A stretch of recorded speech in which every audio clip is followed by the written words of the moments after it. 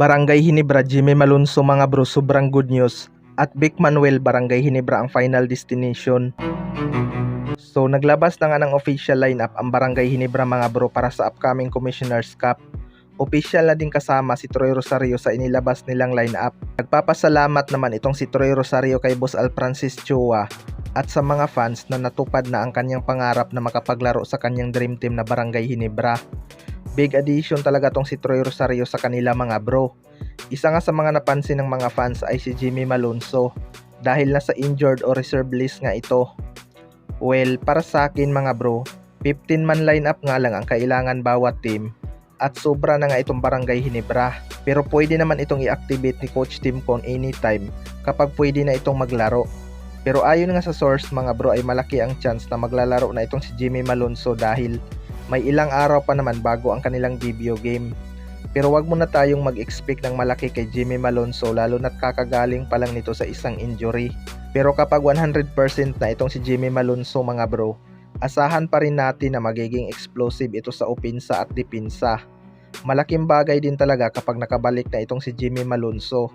Magiging big factor talaga ang kanyang depensa lalo na at kilala itong magaling na shot blocker.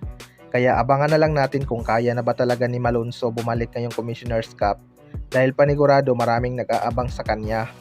Sa kabilang banda naman mga bro, Vic Manuel, Barangay Hinebra ang final destination. Ito ang si Vic Manuel mga bro ay na-trade na sa Terra Firma Jeep kasama itong si Terence Romeo. Magtatandim nga ulit ang Splash Brother sa Terra Firma Jeep na sina Stanley Pringle at Terence Romeo. Kung titingnan natin mga bro, lumakas nga ang lineup ng Terra Firma Jeep. Imagine magkakasama na sina Terence Romeo, Stanley Pringle, Vic Manuel at si Stan. Kayang-kaya nga ng mga to makipagsabayan kapag may magandang sistema. Pero iilang season na lang din sila dahil may mga edad na.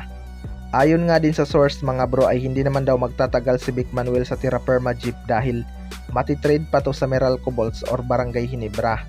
Pero kung titingnan natin, Barangay Hinebra talaga ang kulang ng center position mga bro. May Troy Rosario nga sila pero hindi talaga center ang kanyang position. Kaya isa nga si Vic Manuel sa mga tinitingnan ng Barangay Hinebra.